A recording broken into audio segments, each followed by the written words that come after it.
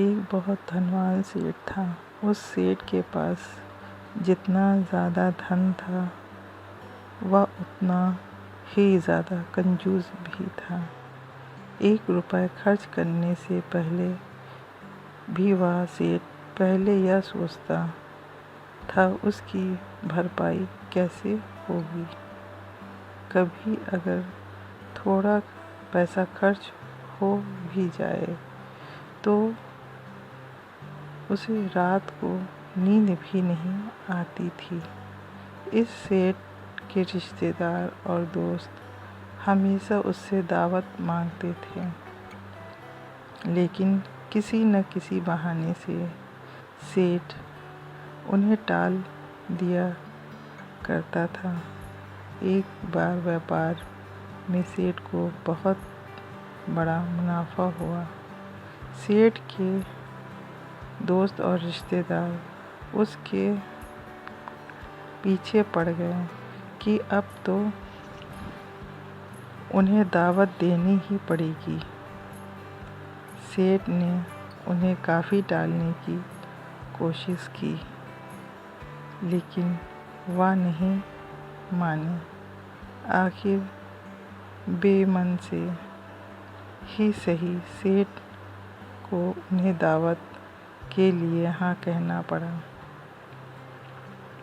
सेठ ने सभी को बेमन से कहा तो हाँ कह तो दिया, लेकिन अब वह पूरा समय यही सोचते रहा कि जो खर्च होगा उसकी भरपाई कैसे की जाए। इसी चिंता में उसे रात को नींद भी नहीं आई।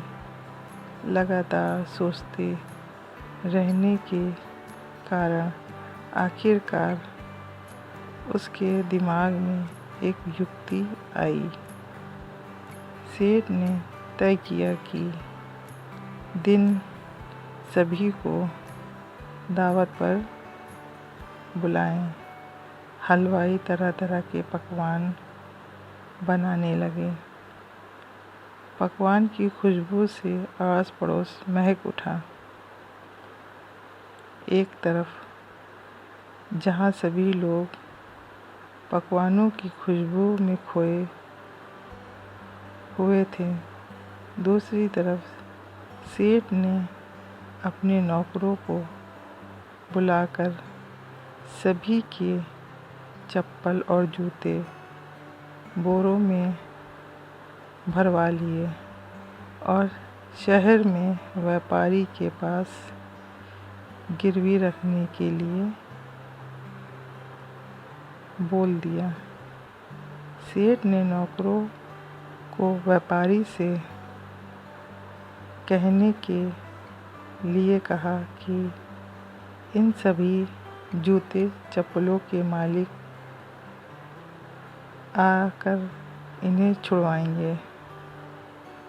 इसके बदले में जो भी पैसा बनता है वह सेठ को देंगे, भिजवाया जाएगा।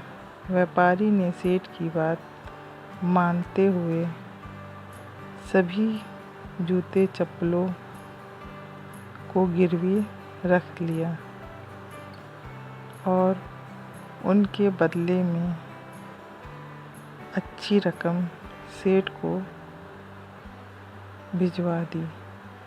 इस बात से अनजान सभी रिश्तेदार और दोस्त सेठ के घर स्वादिष्ट भोजन करने में मग्न थे। जब कोई भी खाने की तारीफ करता तो सेठ मुस्कुराकर कहते, यह तो आपके ही चरणों का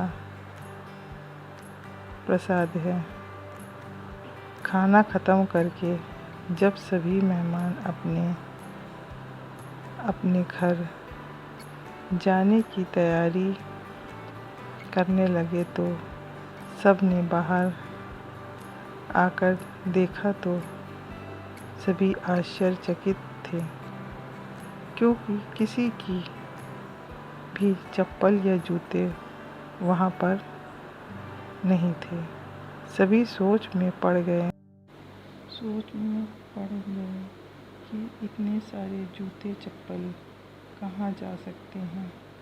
सभी को परेशान देखकर सेठ ने सारा सच उन्हें बता दिया और बड़ी धीरता से कहा, जो भी अपने जूते चप्पल वापस पाना चाहते हैं वो शहर में व्यापारी के पास जाकर उन्हें छुड़वा सकते हैं।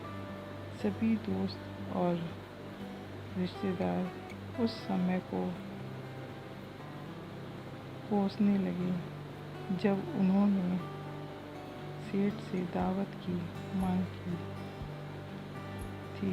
सभी सेठ को भला बुरा कहते हुए वहाँ से वापस चले गए और सेठ अपनी बुद्धिमानी पर इतराता हुआ मुस्कुराने लगा।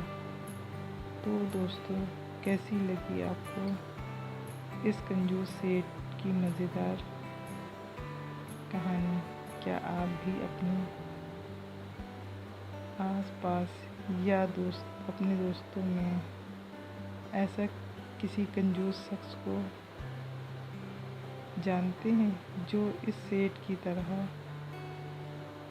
अपने पैसे बचाने के लिए कुछ भी कर सकता है?